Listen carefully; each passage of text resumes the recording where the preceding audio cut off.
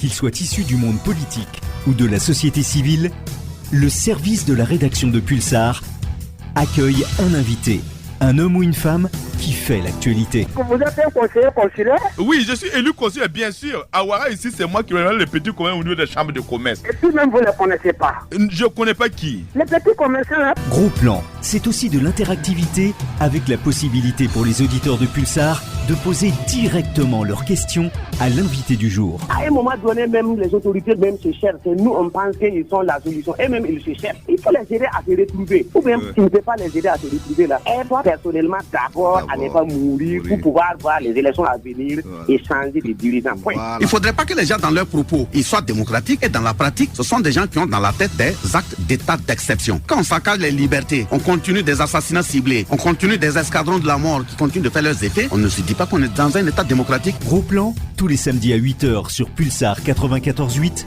et en rediffusion les samedis à 17h. Salut à tous et toutes, bienvenue sur les ondes de Radio Pulsar, la 94.8. Je suis Lido Tierno, je me fais le plaisir de vous retrouver tous les samedis matins pour commenter l'actualité avec vous, les auditeurs, avec bien sûr des invités ici en studio. Ce matin, nous aurons comme invité le Centre pour la qualité du droit et la justice. Il sera question de parler de la surpopulation carcérale, de parler des détentions préventives sans fin dans les prisons et l'assistance juridique qu'ils apportent aux victimes du terrorisme également. C'est vrai, c'est une assistance un peu élargie à certaines composantes. On va en parler ici sur Radio Pulsar, la 94.8. Mes invités en studio, M. Abdul-Wahab Semdé, chargé d'études. Bonjour, M. Abdul-Wahab. Bonjour Monsieur Tierno, ravi de vous retrouver. Ok, Abel Kafando, vous êtes juriste assistant technique. Bonjour à vous également. Oui, bonjour Monsieur Tierno, bonjour à tous les auditeurs et auditrices. D'accord. Alors là, c'est vrai qu'on va essayer d'échanger autour de cette question, ce sujet d'actualité, si je peux le dire. Abdul-Wahab Semdé, est-ce que vous pouvez, en tant que chargé d'études, vous pouvez nous présenter le Centre pour la qualité du droit et de la justice pour que les auditeurs sachent, bien sûr, à qui ils ont affaire ce matin sur les ondes de Radio Pulsar? Alors, merci beaucoup pour cette opportunité. Je voudrais profiter dire merci à Radio Pulsar aussi de nous avoir donné cette occasion de parler de nos activités. Remercier aussi les auditeurs pour l'oreille attentive qui sera prêtée à nos propos. Je voudrais dire que le CQDJ, qui existe depuis 2013, est une organisation de défense des droits humains sous la forme d'une association qui porte la vision de faire du droit un instrument de changement social. L'idée, c'est qu'à travers les normes juridiques qui régissent la société, qu'on puisse aboutir à des changements en faveur de l'être humain dans son bien-être.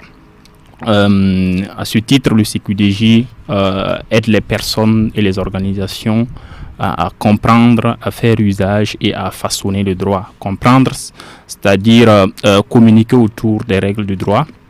Dans le cadre du système juridique où nous sommes, il est question du principe que nul n'est censé ignorer la loi, alors que dans nos contextes, nous avons des populations qui ignorent complètement les règles parce que leur niveau d'instruction ne leur permettant pas d'accéder au texte juridique.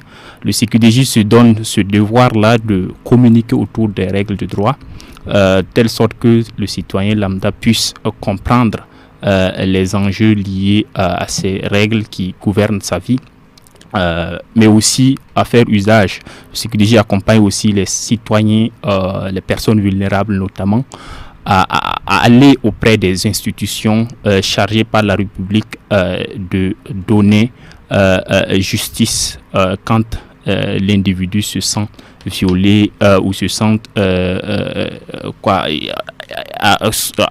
j'ai envie de dire lésé dans ses droits ou quoi?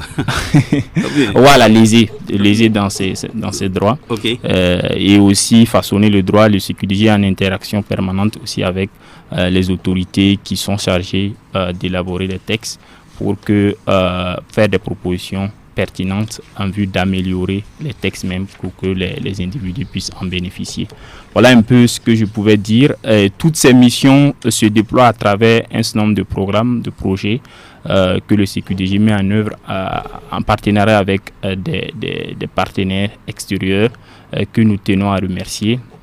Il y a des projets qui ont trait à l'assistance aux détenus que nous mettons en œuvre avec l'Union européenne et aussi en consortium avec l'ONG Terre des Hommes et Prisonniers sans frontières, où nous apportons assistance aux détenus. Voilà, les orientations et aussi travailler à surveiller la légalité de la détention pour qu'il n'y ait pas justement ce que nous appelons les détentions provisoires abusives ou simplement que les droits humains des personnes détenues soient respectés. L'autre élément aussi, c'est que depuis 2019, le CQDJ s'intéresse à la problématique de la sécurité en essayant de travailler à faire le monitoring des abus dans le cadre de la lutte contre l'insécurité. On sait que dans la mobilisation de l'outil sécuritaire ou spécifiquement l'outil militaire, parfois il y a des effets, des conséquences liées à l'action qui peuvent causer des préjudices aux populations. Alors nous sommes dans une république où ces populations aussi, faisant partie de la république, peuvent avoir accès à les institutions étatiques pour lorsqu'elles se sentent aussi lésées, pour qu'elles puissent bénéficier d'une réparation. Donc le CQDJ accompagne les victimes aussi dans ce sens. Et cela se fait que ce soit dans les régions de l'Est et très récemment, depuis 2021, dans la région du Sahel, avec comme partenaire l'Union européenne et l'Institut danois des droits humains. Voilà globalement ce que je pouvais dire pour ce qui est de la présentation du CQDJ. C'est sûr qu'il y a beaucoup de choses qui n'ont pas été dites, mais avec le temps, nous allons pouvoir revenir sur d'autres aspects qui intéressent l'activité du CQDJ. Oui, Abel Kafando a quelque chose à ajouter? Je pense que SAMD a arrivé donc à brocher un peu, donc de façon plus large, et donc particulièrement, je vais ajouter quelque chose, mais sur l'assistance juridique et administrative aux victimes de la lutte contre l'insécurité. Donc c'est comme il a dit. Voilà, et il ne faut pas que dans la conduite de l'action publique sécuritaire, des personnes innocentes se voient donc lésées donc dans leurs droits. Et s'il en arrive, il faudrait apporter une assistance à ces personnes-là afin qu'elles puissent accéder à la justice et voir leurs droits être réparés. Donc, je pense que c'est ce que je voudrais ajouter. Oui, mais concrètement sur cette question, quelqu'un comment ça se passe? C'est-à-dire que celui qui est dans une région, qui a été lésé, qui a été accusé, ou bien en tout cas qui a subi un acte, un acte disant qu'il est terroriste alors qu'il est innocent, qu'est-ce qu'il fait? Il vous saisit et puis vous faites quoi? Oui, tout d'abord parce que nous avons dans ces zones, nous avons des collaborateurs que nous désignons par points focaux. Donc ces personnes sont là qui, au jour le jour, donc d'abord, ils font le monitoring de l'action des forces de défense et de sécurité, donc pour identifier des potentiels cas donc, de violation des droits humains commises par les forces de défense et de sécurité. Et une fois que une violation a été identifiée, il procède suivant les techniques du monitoring, puisque donc dans ce domaine c'est assez délicat. Donc il y a des techniques avec lesquelles donc ces points focaux là procèdent pour véritablement identifier, voir si c'est une violation des droits humains et si effectivement cette violation donc procède donc des forces de défense et de sécurité. Et une fois que cela est fait, et avec le consentement des victimes, il procède à des orientations d'abord auprès des autorités sécuritaires. Et si je prends un exemple pratique, donc pour un cas de violation est commis par les VDP, puisque les VDP relèvent du ministère de la Défense. Donc certainement, nos points focaux vont s'adresser ou encore orienter les victimes vers les autorités donc relevantes du ministère de la Défense. Et de là maintenant, s'il n'y a pas eu de suite, voilà, donc ils peuvent aider ces victimes si elles le veulent. Si les victimes le veulent, aller donc vers les autorités judiciaires. Et également, pour ce faire, il y a la direction régionale donc, des droits humains et que de fois nous faisons des référencements. Donc ces points focaux font des référencements à cette institution qui va les assister ou encore qui va les aider à avoir une suite à leur situation. Voilà, et c'est ainsi que nous faisons. Voilà, donc pour encore aller un peu plus loin, c'est pour dire que d'abord, quand j'ai parlé des points focaux, ce sont des leaders d'OSC que nous avons identifiés. Et dans la région du Sahel, ils sont au nombre de 20 et issus de 19 associations donc d'organisations de la société civile. Et ces derniers, comme je le disais, ont été outillés donc, sur les techniques de monitoring, d'assistance juridique et de mobilisation sociale. Voilà. Et à partir de ce renforcement de capacité, voilà, nous avons estimé qu'ils sont aptes à pouvoir mener ces activités-là, donc ces actions en faveur donc, des victimes du terrorisme. Et je voudrais un peu continuer pour dire, dans le cadre de ce projet, l'objectif principal, c'est renforcer la collaboration civilo-militaire à travers l'accès à la justice où nous estimons que toutes les fois qu'il y a des violations et que ces violations ne sont pas réparées, il est très difficile et pour les populations de collaborer avec les forces de défense et de sécurité. Et nous tous, nous savons que la collaboration civilo-militaire actuellement est une nécessité absolue une nécessité absolue pour tout le monde, pour les forces de défense et de sécurité, dans le cadre donc, de la lutte contre l'insécurité. Voilà. Ok. Alors, Monsieur Abdoul Wahab SMD, je reviens vers vous. C'est vrai que quand je parlais de la surpopulation carcérale, il y a forcément une cause. Peut-être c'est le fait que on ait plus de prisonniers dans une structure qui ne l'était prévue. Et généralement, ça, c'est dû à peut-être des personnes qui sont là-bas en prison et qui ne devaient pas être en prison. Justement, vous avez parlé de détention provisoire abusive. À quel moment on peut dire qu'une détention provisoire est abusive? Ok, merci beaucoup de revenir sur cette question essentielle. Pour le CQDJ, c'est véritablement, il y a véritablement un lien entre les détentions provisoires abusives et la surpopulation carcérale. Et la détention provisoire abusive, le concept de détention provisoire abusive n'est pas un concept légal, c'est-à-dire nous ne le tirons pas de la législation burkinabé, quoique cela existe dans la législation internationale, les instruments juridiques internationaux que le Burkina Faso a souscrit, auxquels le Burkina Faso a souscrit. C'est lorsque la détention est légale, je parle de détention provisoire abusive, lorsque la détention est légale, mais du fait de dans la durée du mécanisme, on se rend compte qu'il y a un certain nombre de droits que le détenu dont le détenu n'arrive plus à bénéficier. Et le CQDJ se fait une définition pro domo de la détention provisoire abusive. C'est dans le cadre de 3 cas que nous identifions une détention comme abusive. Le premier cas, c'est lorsque la détention provisoire est anormalement longue. On sait que dans le mécanisme, c'est une détention provisoire, c'est-à-dire en attendant que la personne soit jugée. Et parfois, en attendant-là, vire à une forme de sanction où la personne est là à une durée excessive que nous trouvons excessive. Le deuxième élément, c'est lorsque le recours à la détention ou à la mesure même de la détention provisoire est excessif. C'est-à-dire lorsque devant des faits, le juge a tendance à recourir à la détention provisoire.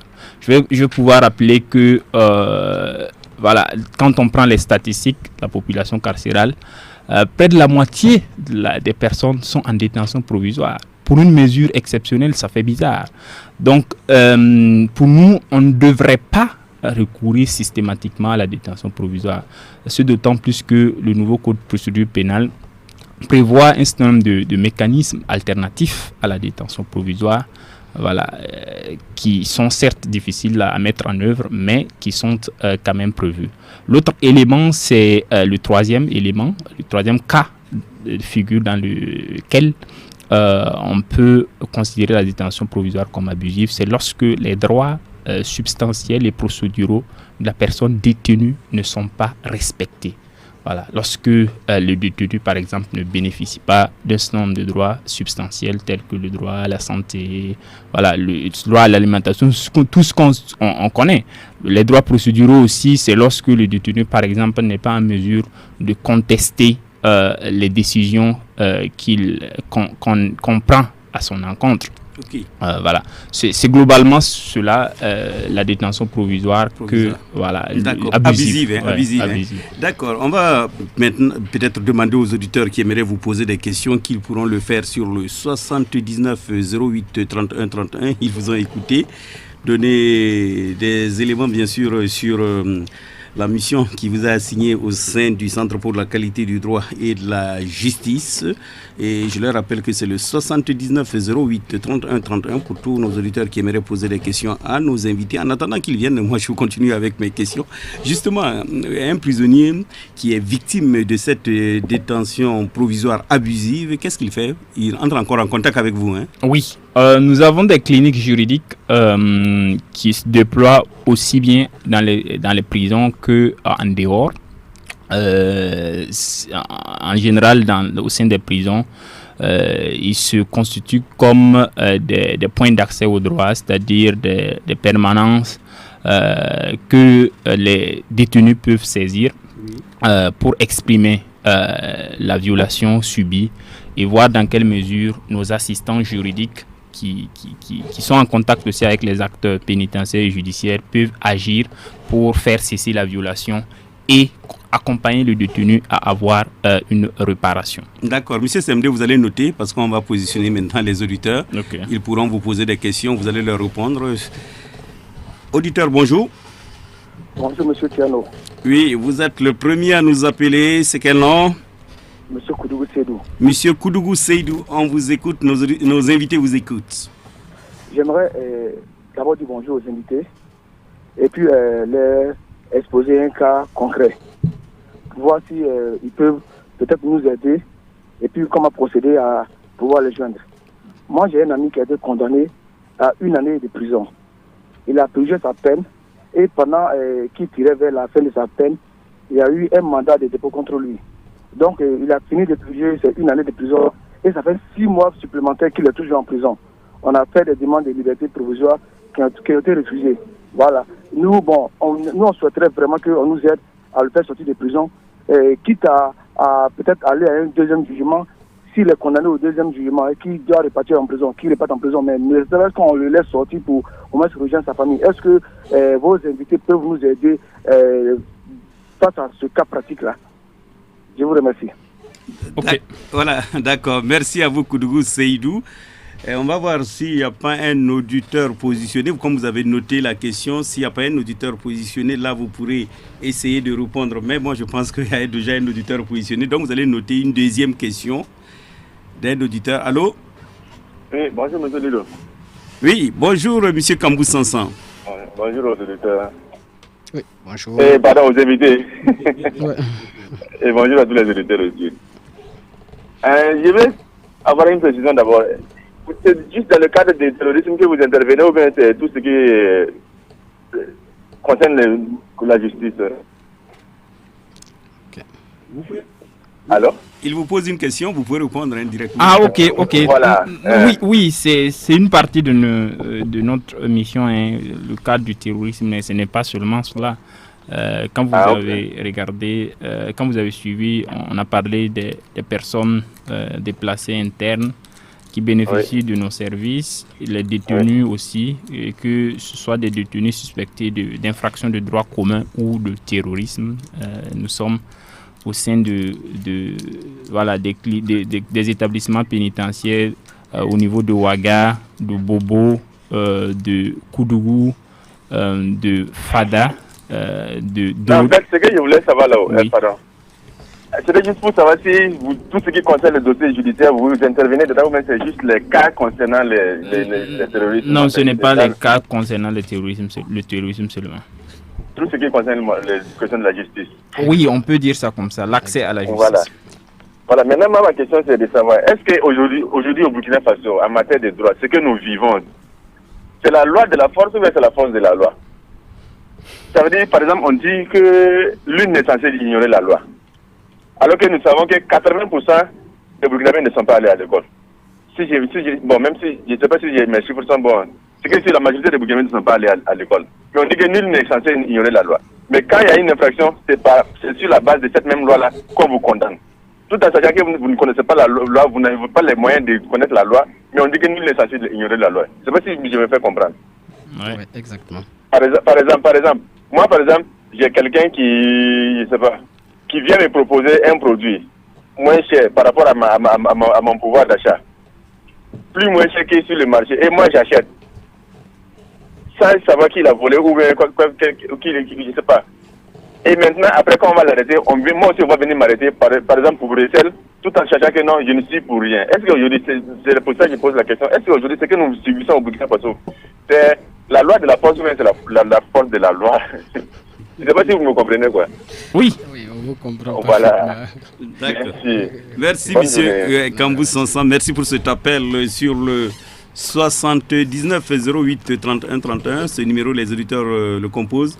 On va prendre le dernier sur cette première liste, vous permettre de répondre aux questions. Ensuite, on reviendra à une autre liste. Allô, bonjour.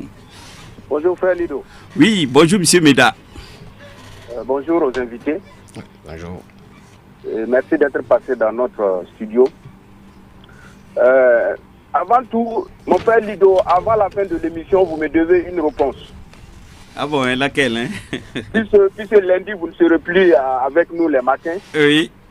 Voilà, donc trouvez-moi une loi au Burkina qui est vraiment respectée. Non, mais pour le lundi, bon, voilà, Yaya Boudali sera là. Mais à la fin de l'émission. Oui, d'accord, pas de souci. On s'était promis hier, mais je n'ai pas eu ma réponse. Donc, retenez ça. Pas de souci, M. Veda. Maintenant, aux invités, ils n'ont qu'à noter mes questions. Moi, je voulais savoir comment est-ce qu'un citoyen burkinabé qui est déféré à la Mako ou dans une prison est accueilli. Il y a une lettre qui accompagne, il est déposé par la police à la prison de la police. Quel est d'abord l'accueil qui lui est réservé? L'accueil, je veux parler de son traitement. Je veux parler de son traitement à la prison et à la Mako. Deuxième question, je voulais savoir pourquoi au Burkina Faso les prisonniers ne sont pas utiles étant à prison. Je vous prends un exemple d'un pays voisin. Au Ghana, par exemple, vous voyez les prisonniers quand ils ont 6, 5, 4, 3 mois, 1 mois pour être libérés. On les utilise, on les amène pour faire les travaux publics et il y a, la police judiciaire qui les accompagne. Et il y en a même qui, dans leur métier d'avant là, font toujours ces objets où ils proposent dans la ville parce qu'ils sortent en groupe, ils font les travaux publics et ils ont ce qu'ils ont produit en prison là, qu'ils revendent pour repartir avec de l'argent. Mais au Burkina Faso, ici, quand vous êtes détenu, vous êtes vraiment délaissé et le désespoir est là au lieu que nous parlons de la correction. Donc ce sont mes deux questions que je voulais avoir des éclaircissements. Meda, ils vont vous donner des... Mais moi, je pense qu'à Fada, j'ai vu des prisonniers qui étaient, d'accord, en train de faire des travaux, je ne vais pas dire d'intérêt commun, je ne sais pas. Bon, peut-être que je ne sais pas comment ça se passe. Mais voilà, vous avez écouté les différentes interpellations de nos auditeurs. Vous allez essayer de leur répondre. On vous écoute. Merci beaucoup pour ces questions qui témoignent de l'intérêt porté à ce que nous avons dit depuis le début de l'émission. Le premier auditeur, Koudougou Seydou, voilà, son ami qui qui a déjà purgé une année de prison, et au moment où il était en train d'être libéré, il revient. On revient avec une charge et il voulait savoir si cette personne-là pouvait bénéficier de la liberté provisoire. Alors, c'est possible parce que nous sommes dans une situation où, après même étant en prison, on peut faire l'objet encore d'une accusation. Et cela, c'est le cas de l'ami de notre cher auditeur. Mais visiblement, la situation, c'est que la deuxième détention a été l'objet d'un autre mandat de dépôt émis par un juge d'instruction qui peut être autre que celui qui avait un autre juge d'instruction autre que celui qui avait traité le premier dossier jusqu'au jugement. Donc les modalités de la liberté provisoire, on connaît, à chaque fois le détenu a le droit, en tout cas, de demander une détention provisoire, quitte à ce que le juge d'instruction puisse apprécier, parce que ça dépend aussi de son infraction. S'il est là-bas pour une question de crime, la détention provisoire va durer initialement 1 année. Et si c'est avec une possibilité de renouvellement, si c'est un délit, ça va durer 6 mois avec une possibilité de renouvellement. Mais l'avantage, c'est que avec le nouveau code de procédure pénale qui est entré en vigueur depuis juillet 2019, le juge ne peut plus garder une personne en détention provisoire pendant une durée indéfinie.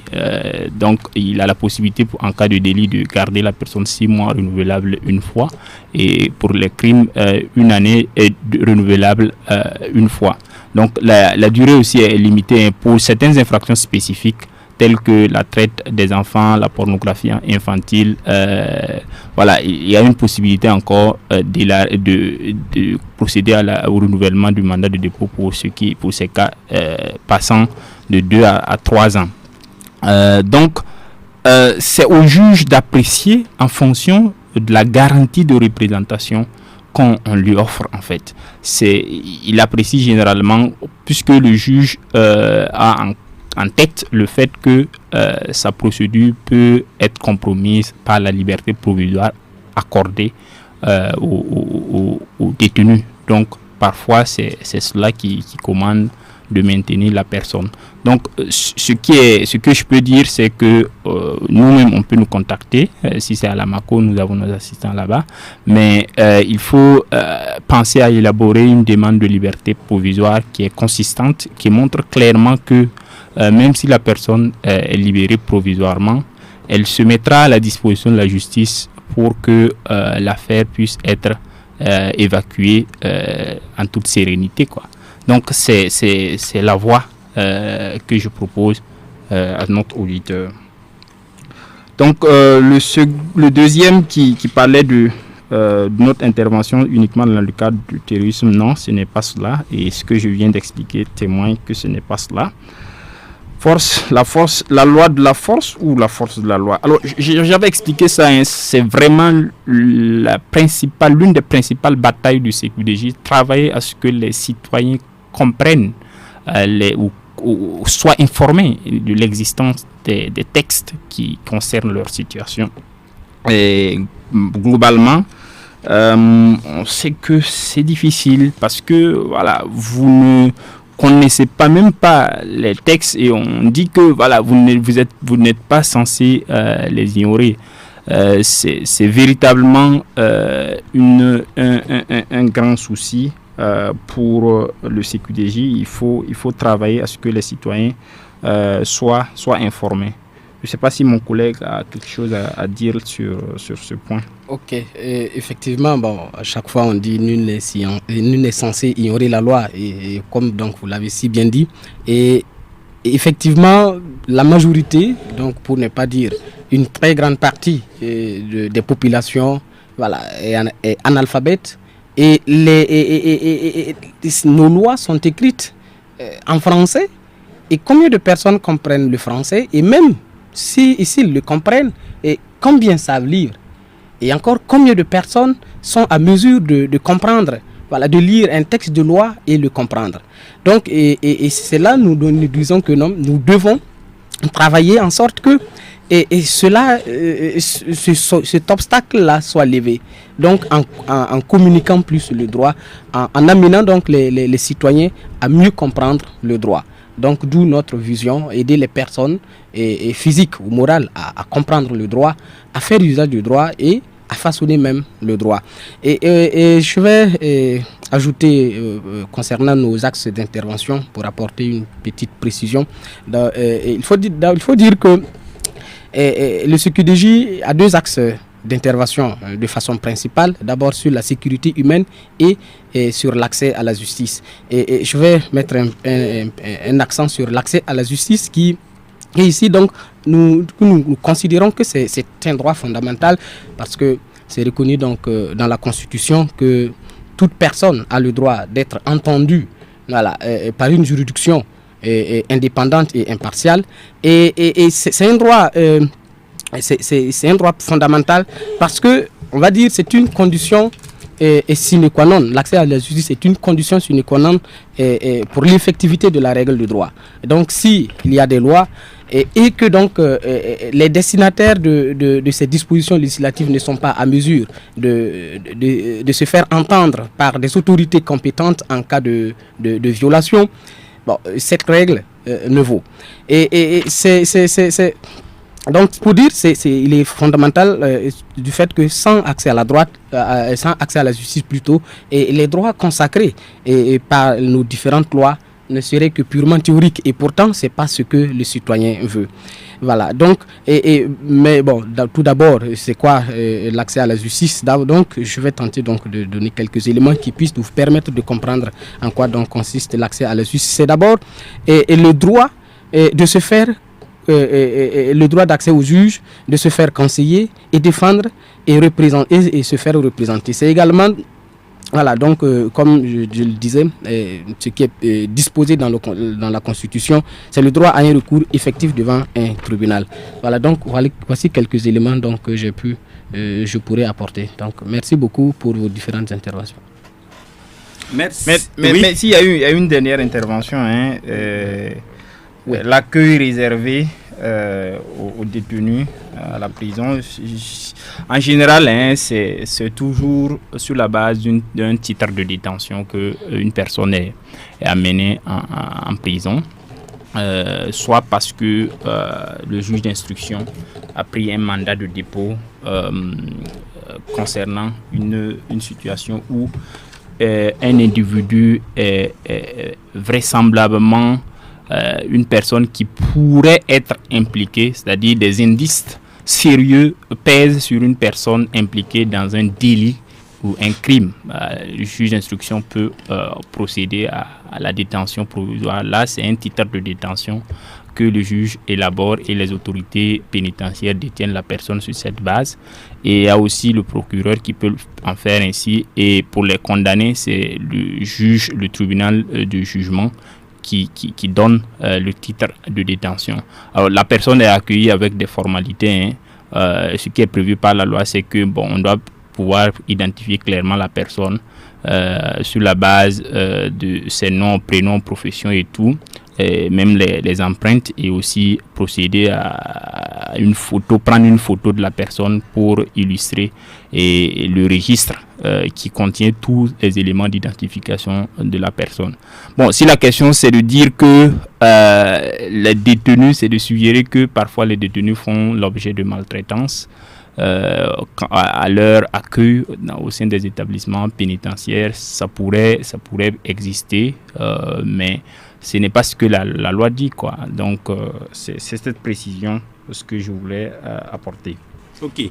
Alors, en attendant que d'autres auditeurs ne se repositionnent sur le 79 08 31 31, je reviens un peu sur l'assistance que vous avez, l'assistance que vous donnez à ces personnes qui sont peut-être victimes d'accusations de terrorisme et autres là. Est-ce que depuis 2019, vous avez eu à poser une situation où vous êtes allé par exemple voir les FDS, effectivement, et quelque chose a été reconnu que ça a été fait dans ce sens. Mais avant de vous noter, avant de répondre, on positionne un auditeur pour ne pas tellement le laisser sur la ligne. Allô?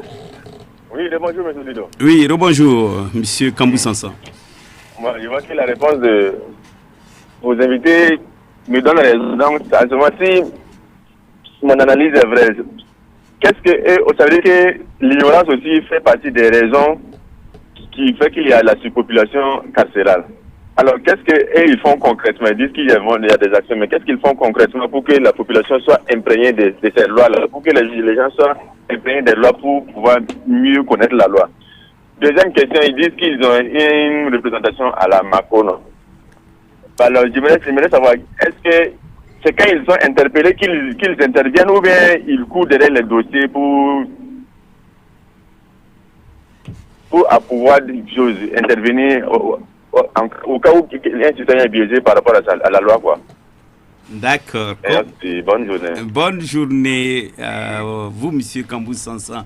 On va... Un autre auditeur, on va voir si un autre auditeur n'est pas positionné sur le 79 08 31 31 pour vous permettre d'écouter les différentes questions avant de pouvoir répondre aux uns aux autres. Allô? Oui, rebonjour frère Ludo. Oui, rebonjour monsieur Meda. Je voulais dire merci aux invités qui ont reconnu qu'il y a des maltraitances au niveau des prisons là. Si j'ai posé la question, c'est pour dire que quelque part les hommes ne sont pas formés selon la déontologie ou comment on appelle ça là, le métier qu'ils exercent. Vous allez peut-être être d'accord avec moi que si moi Meda j'ai un problème avec mon frère Lido et que mon frère Lido est l'ami du procureur ou l'ami du policier qui est venu m'arrêter, franchement, à la police là-bas, je dois montrer où se trouvent les effets. Ils ne vont pas me traiter en tant que citoyen. Ils ne vont pas me traiter en tant que... comment je vais trouver, quel mot je vais utiliser là? En tant que présumé, qui prouve que c'est moi qui j'ai posé l'acte. Ils ne vont pas me traiter de telle sorte. Ils vont me traiter parce que celui qui a posé la plainte est leur ami ou leur connaissance. En ce moment, je suis traité hors la loi. Et maintenant, concernant ce que mon frère Sansan vient de dire là, c'est pour dire que gouverner un peuple, c'est toujours la vision. Où sont passées notre éducation locale là? Pendant la Révolution, on a dû apprendre qu'il y avait des écoles locales où les langues locales étaient enseignées là-bas. Et si on avait continué, je me dis qu'en 91, on aurait dû écrire aussi la Constitution en ces langues. Voilà l'importance des médias qui ne nous donnent pas l'opportunité d'échanger avec des juristes pour que ces juristes quand même nous donnent des éclaircies sur la loi. On est tous dans le noir, on avance dans le noir. Bon, quand on cogne maintenant, ça devient sauf qui peut. Donc, est-ce que vous, là-bas, vous ne pouvez pas revoir quelque part ce qu'il faut faire pour quand même éviter beaucoup d'ignorance? C'est ce que j'avais à dire sur ma deuxième intervention. D'accord. Merci, M. Meda, pour cette deuxième intervention sur le 79 08 31 31. Les auditeurs composent. On va prendre le troisième et après ce troisième, vous allez encore répondre aux questions. Allô, auditeur? Monsieur Tiano? Oui. C'est M. Koudougou Sédou qui revient. Oui, on vous écoute, M. Koudougou. Voilà, ma question n'a pas été répondue totalement. J'ai demandé aux invités s'ils pouvaient nous aider par rapport à mon ami là et comment faire pour le joindre. Et je précise aussi que mon ami, ce n'est pas un crime qu'il a commis, il a été accusé par son patron de détournement, un truc comme ça. Voilà. Maintenant, s'il peut nous aider, comment faire pour le joindre? Je tiens vraiment à cette réponse-là. Je vous remercie. Merci, M. Koudougou Seydou. Alors, justement, je vous donne la parole. Où se trouve votre centre? Géographiquement, il est situé où à Ouagadougou? Alors, nous sommes situés à Wayalguin. Wayalguin. Voilà, rue Balemba. Nous sommes à côté du marché, pour ceux qui connaissent. Ça, c'est le siège. Mais pour ce qui est de la question de l'auditeur, nous sommes au sein de la maison d'arrêt et de correction. Si vous rentrez, il y a un conteneur en bureau où on peut trouver les assistants du CQDJ là-bas. À défaut, si vous vous adressez à un de l'administration pénitentiaire, vous aurez forcément une réponse concernant. Mais est-ce que votre service a un numéro de téléphone? Là, c'est encore facilité. Oui. On pourra disponibiliser le numéro là à la fin de l'émission tout de suite pour nos auditeurs. Ok, donc vous allez répondre aux autres questions. Alors, je vais répondre et puis après laisser mon collègue ajouter. L'ignorance fait partie du problème et le premier auditeur qui était intervenu a demandé ce que nous faisons concrètement. Alors, je voudrais dire que nous sommes positionnés sur les personnes vulnérables, les personnes détenues, les personnes déplacées internes et réfugiés, demandeurs d'asile, mais aussi les personnes victimes d'abus dans la lutte contre l'insécurité. La technique consiste pour nous de communiquer effectivement autour des droits de ces personnes-là en faisant ce qu'on appelle des conférences juridiques. Ce sont des animations grand public où nous exposons la situation de vulnérabilité de ces personnes, leurs droits ainsi que les mécanismes à leur disposition pour pouvoir avoir accès aux institutions étatiques qui peuvent leur permettre de voir leurs droits réparés. Voilà. L'intervention au niveau de la prison, je voudrais dire que c'est les deux à la fois. L'auteur demandait de savoir si c'est nous qui partons vers les détenus ou bien on reçoit les détenus parce qu'ils veulent nous voir. Je voudrais faire savoir déjà, quand je parlais de conférence juridique, que nous les tenons au sein de la prison où nous regroupons les détenus, où nous parlons de nos activités, de l'offre de services juridiques que nous donnons. Et après, naturellement, les détenus font la demande pour voir nos assistants qui les accompagnent. L'accompagnement consiste à les aider à comprendre leur situation en tant que détenus, la catégorie dans laquelle ils se trouvent et aussi les droits et devoirs qui s'y attachent. Donc, voilà ce que je pouvais dire concernant ce que nous faisons. Nous communiquons autour du droit à travers, par exemple, ces émissions, à travers aussi des conférences juridiques que nous donnons aux victimes, des activités grand public que nous menons dans toutes nos zones d'intervention. Je vais pour les questions de maltraitance, je n'ai pas dit que il y en a, je n'ai pas dit qu'il y en a pas. Je n'ai pas fait une affirmation parce que il faut être prudent sur ces questions. Il faut s'interdire de globaliser, de généraliser parce que au sein du système pénitentiaire, il y a des acteurs vraiment qui sont très concentrés et qui travaillent en respectant les droits des détenus. Nous saluons ces acteurs-là et nous travaillons beaucoup avec ces acteurs, les autorités, les directeurs des maisons d'arrêt où nous intervenons, mais aussi les autorités telles que les directeurs régionaux des droits humains.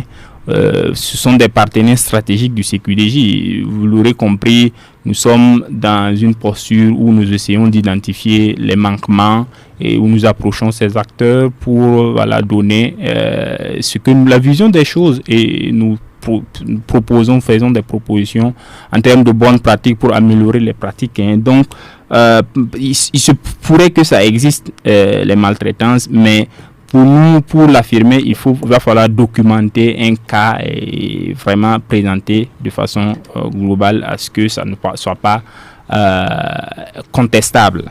Donc, ce sont des affirmations où nous sommes très prudents. Voilà. Oui, ce que vous dites concernant lorsque l'autorité, c'est un parent de la victime et tout. Bon, ça s'assimile à de l'abus d'autorité, parce que la loi, c'est la loi, elle doit être impersonnelle. L'autorité aussi ne doit pas abuser de sa position. C'est sûr que ça aussi, c'est à dénoncer. Voilà, si vous êtes victime de ce traitement-là, le CQDJ aussi est là pour vous accompagner. Voilà ce que je pouvais dire pour que mon collègue puisse compléter. Voilà, donc Merci. Et moi, je vais répondre à la question de M. Tierno, qui s'agissait donc de savoir est-ce que dans le cadre de nos actions d'assistance juridique, est-ce qu'il arrive des fois que des forces de défense et de sécurité reconnaissent effectivement qu'il y a eu donc des violations. Alors, il faut d'abord reconnaître que dans ce domaine, c'est vraiment compliqué, c'est très délicat.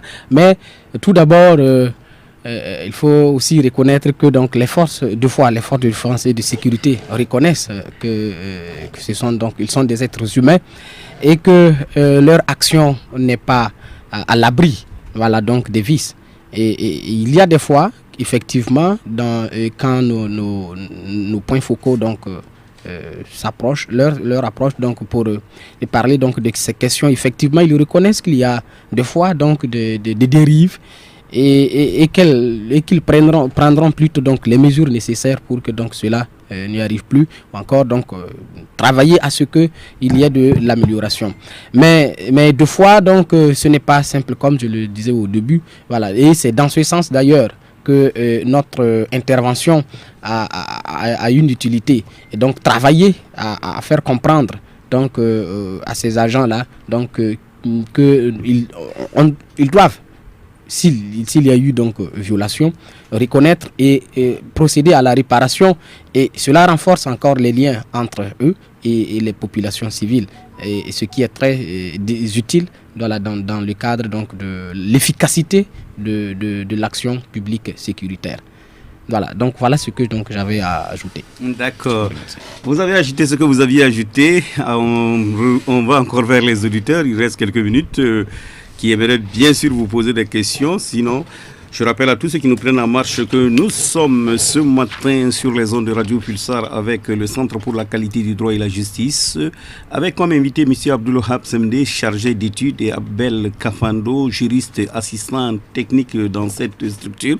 Ils échangent avec nous sur des questions liées effectivement à la surpopulation carcérale, aux détentions provisoires dites abusives et surtout à l'assistance qu'ils offrent à certaines personnes qui sont peut-être dans les liens de la justice ou qui sont lésées sur le plan de leurs droits. Voilà donc autour de quoi tourne cette émission sur les ondes de Radio Pulsar, la 94.8. Alors, c'est vrai que vous avez dit dans votre mission, vous avez plusieurs volets, notamment ce volet qui consiste à aller dans les prisons. Il y avait un projet pour aller dans les différentes prisons qui étaient à Fada, Koudgou et autres, pour essayer de voir certaines situations. Et justement, quand vous trouvez des situations qui ne vont pas dans le sens du respect des droits de l'homme, qu'est-ce que vous faites? Alors, nous avons deux approches. La première consiste à apporter l'assistance aux détenus, c'est-à-dire la personne qui vit la violation. Et c'est de lui montrer les voies et moyens pour sortir de cette situation en lui donnant assistance pour l'élaboration de requêtes ou de plaintes à soumettre aux autorités, qu'elles soient pénitentiaires ou judiciaires.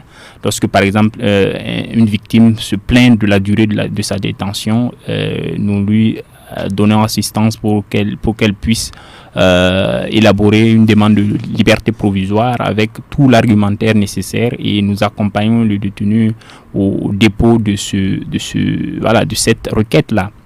Et nous lui donnons aussi tout le nécessaire en termes de connaissance de sa situation, voilà, pour que même après notre intervention, le détenu soit capable lui-même de réclamer ses droits. Ça, c'est le premier volet. Le deuxième volet, c'est que nous avons une approche dite d'influence. C'est celle qui consiste à donner à partager ce qu'on appelle les bonnes pratiques dans le domaine de la chaîne pénale. C'est-à-dire, nous identifions les mécanismes problématiques, qu'ils soient juridiques, administratifs ou institutionnels, qui peuvent d'une manière globale entraver ou rendre problématique les droits des détenus, et nous partons en mission de suivi, évaluation ou en rencontre avec ces acteurs là où nous discutons de la façon dont on peut procéder. Nous discutons avec les acteurs judiciaires même et les acteurs pénitentiaires, la façon dont on peut procéder pour respecter beaucoup les droits. Et nous sommes accueillis à chaque fois malgré les occupations diverses de ces acteurs, et nous arrivons à partager ce que nous pensons sur ces questions. Donc c'est l'approche que nous adoptons à double pan, assistance et influence. D'accord. On prend un auditeur au téléphone. Allô? Oui. Bonjour, M. Lido, à tous vos auditeurs et à vos invités. Bonjour, M. Bazimo. Oui. Voilà. J'ai une question à poser. Voilà. Je voulais demander à vos invités, c'est une personne qui est arrêtée, voilà, je ne sais pas comment on dit ça, voilà, il a été interpellé. Par exemple, on lui fait un mandat de dépôt. Après les enquêtes, on trouve que ce dernier a été innocent. Mais après, une fois sorti de la prison, est-ce que ce monsieur est dédommagé ou bien on doit rétablir son image? Parce qu'il y a beaucoup de cas que moi j'ai vus, et même il y a un frère même qui a subi ça. Voilà. Mais après ça, je voulais demander, mais est-ce que c'est normal de poser une personne en prison et continuer de faire des enquêtes? Voilà, je voulais un peu comprendre si ça, voilà, pour ne pas être toujours contre la justice. Et bon, merci. Merci, M. Bazimo, pour cet appel. Alors, c'est vrai que Bazimo parle, est-ce qu'on peut déposer quelqu'un en justice et continuer à faire des enquêtes? Je pense que la détention préventive, même, c'est pour permettre de faire des enquêtes, pour ne pas que la personne puisse influer. Ça, brouiller les pistes. Ouais. Oui, justement, parlant de la surpopulation carcérale, vous avez parlé tout de suite. Je me rappelle que vous avez eu à organiser, il y a quelques années de cela, une rencontre où il y avait des magistrats et puis des gardes de la sécurité pénitentiaire. J'étais allé là-bas. Ils ont projeté une vidéo sur la prison de Bobo Gulasso. Et de toute façon, moi, j'ai vu, j'étais tellement étonné. Les gens qui étaient couchés sur d'autres personnes, parce qu'il n'y avait pas de place, j'étais étonné. Il y a un magistrat qui m'a dit que, mais pourquoi je suis étonné? Moi, j'ai dit non, c'est ma première fois de voir ces gens dimanche. Il m'a dit non, peut-être que tu n'es jamais allé en prison. J'ai dit non, je suis jamais allé en prison pour voir comment c'est. Mais j'étais étonné. Parce que pour moi, le minimum dans la prison, les gens devaient pouvoir être, comment on appelle ça? Je ne dis pas à l'aise comme chez eux. Mais quand je voyais ça, franchement, moi, je n'arrivais pas à supporter cette façon. Ils étaient entassés comme des... je ne sais même pas quoi, dans une maison. Ouais. Justement, le magistrat avec lequel je causais, il me dit, voilà, Lido, le problème peut-être de notre justice, c'est ça. Au Burkina, la justice rime avec prison. Une fois que vous avez un problème en justice, rapidement, on vous jette en prison. Alors qu'il fallait peut-être trouver des mécanismes qui permettent pour des petits délits ou bien des petits trucs, de ne pas envoyer quelqu'un en prison, peut-être régler ça autrement. Est-ce que vous pensez que ça, il y a une possibilité de faire ça? Oui, clairement. Hein. J'étais en train de donner en fait les mérites du nouveau code de procédure pénale. Vous savez que l'ancien code de procédure pénale, qui date de 1968, et c'est par ordonnance qu'il a été adopté sous l'emprise de cette loi. Une personne pouvait être détenue de façon provisoire jusqu'à vie, parce que légalement, il n'y avait pas une limitation de la détention. De telle sorte que quand on voit les chiffres, vous décrivez la situation de la surpopulation carcérale. Je vous dis que environ la moitié de ces personnes-là sont en détention provisoire. On dit ce n'est même pas, en fait, ils ne sont pas condamnés, en fait. Ils ne devraient pas être en prison. En réalité, que ce soit sous l'emprise de l'ancien code de procédure pénale ou le nouveau qui a réaffirmé le caractère exceptionnel de la détention provisoire, c'est quand le juge n'a aucun moyen de s'assurer que la liberté de la personne suspectée ne va pas compromettre sa procédure, qu'il procède à la prise de la détention provisoire comme mesure. Malheureusement, c'était vraiment systématique, comme vous le disiez. Et le CQDJ travaille justement à faire en sorte que la détention provisoire ne devienne pas le principe, que lorsque la détention, la personne est présentée, que le juge puisse prospecter beaucoup de moyens. Et en la matière, le code de procédure pénale adopté en 2019 offre la possibilité pour le juge de procéder à ce qu'on appelle des mesures alternatives à la détention, telles que le bracelet électronique. Ce sont des mécanismes comme ça qui existent et qui peuvent donner la possibilité au juge de ne pas garder quelqu'un. Mais quand on discute avec les acteurs, il y a aussi des défis liés à la mise en œuvre de ces mesures, parce que on dit le système d'adressage n'est pas de telle sorte qu'on puisse permettre à quelqu'un de vaquer à ses occupations et tout. Donc on est plus dans une logique de continuité avec les pratiques sous l'ancien code, et c'est sur quoi nous travaillons. Et en tout cas, nous pensons que c'est vraiment important de ne pas considérer la détention provisoire comme une mesure de norme, comme la norme, mais vraiment comme l'exception. Ok, on va prendre cet auditeur pour 1 minute. Allô? Oui, je viens pour la dernière fois. Même 30 secondes, Kamou, parce que nous sommes... Ok. Oui. Voilà, je voulais juste demander, c'est pas mieux de travailler à ce que l'État ait des champs où on peut automatiquement envoyer les gens travailler s'ils sont condamnés, au lieu de les mettre en prison, si on les maltraite, et c'est nous, on est obligé de les nourrir. Après, vous voyez un peu, non, c'est pas mieux de créer un cadre où les gens peuvent aller travailler une fois que tu es condamné. Ça va beaucoup soulager les gens au niveau de la population carcérale, quoi. Mais à Baporo, c'est pas ce qu'ils font, je ne sais pas. Mais je pense ou bien. Donc, d'accord. Merci, monsieur. Monsieur, excusez-moi. Oui. Pour ma demande d'hier, je vais rappeler à monsieur Kamboussi que le numéro n'était pas affiché. Oui, effectivement. Voilà. Si Kamboussi à l'écoute, c'est pas affiché, peut-être qu'il va me rappeler juste à la fin de l'émission. Ok. Voilà, merci. Merci, monsieur Kamboussansan. Voilà ce qu'il disait. Est-ce que il y a des prisons au Burkina où on amène des gens et ils vont travailler? Oui, le travail pénitentiaire existe, mais le constat est que ce n'est pas assez développé, et nous avons constaté cela et nous sommes en train de travailler dans le cadre d'un projet pour proposer en fait ce qu'on appelle la valorisation du travail pénitentiaire, où l'idée c'est de travailler à identifier des entreprises auprès desquelles, au-delà de l'idée de développer le travail d'intérêt général, ça c'est extrêmement important et je suis d'accord avec ce que vous dites. Au-delà de cela, il y a des entreprises au niveau du privé qui peuvent bénéficier aussi des ressources que sont les détenus, et parce que le plus souvent ce sont des détenus qui tout de suite arrivent en prison et qui peuvent s'amender du fait du contexte dans lequel ils évoluent. Donc c'est véritablement sur ça que nous travaillons pour que le travail pénitentiaire puisse être valorisé. D'accord, nous sommes au terme de cette émission, dommage. Donc, merci à vous, monsieur Abdoul Wahab Semdé, chargé d'études, et monsieur Abel Kafando, juriste assistant technique. Vous êtes au Centre pour la qualité du droit et la justice. Vous êtes venu échanger avec nous. On vous dit grand merci pour la disponibilité.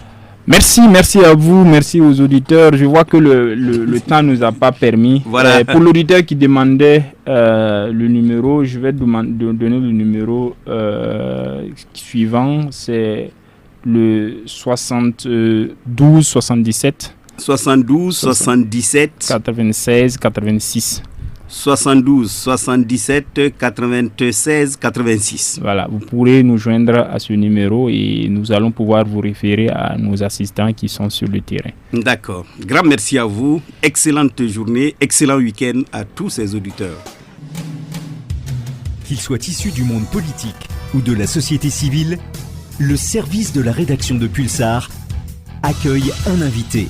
Un homme ou une femme qui fait l'actualité. Vous êtes un conseiller consulaire? Oui, je suis élu conseiller, bien sûr. À Ouara, ici, c'est moi qui regarde les petits commerçants au niveau des chambres de commerce. Et puis même vous ne les connaissez pas? Je ne connais pas qui. Les petits commerçants, hein? Gros Plan, c'est aussi de l'interactivité avec la possibilité pour les auditeurs de Pulsar de poser directement leurs questions à l'invité du jour. À un moment donné, même les autorités même se cherchent. Nous, on pense qu'ils sont la solution. Et même ils se cherchent. Il faut les aider à se retrouver. Ou bien, tu ne peux pas les aider à se retrouver là. Aide-toi personnellement d'abord à ne pas mourir pour pouvoir voir les élections à venir et changer de dirigeants. Voilà. Il ne faudrait pas que les gens, dans leurs propos, ils soient démocratiques, et dans la pratique, ce sont des gens qui ont dans la tête des actes d'état d'exception. Quand on saccage les libertés, on continue des assassinats ciblés, on continue des escadrons de la mort qui continuent de faire leurs effets, on ne se dit pas qu'on est dans un état démocratique. Gros Plan, tous les samedis à 8h sur Pulsar 94.8, et en rediffusion les samedis à 17h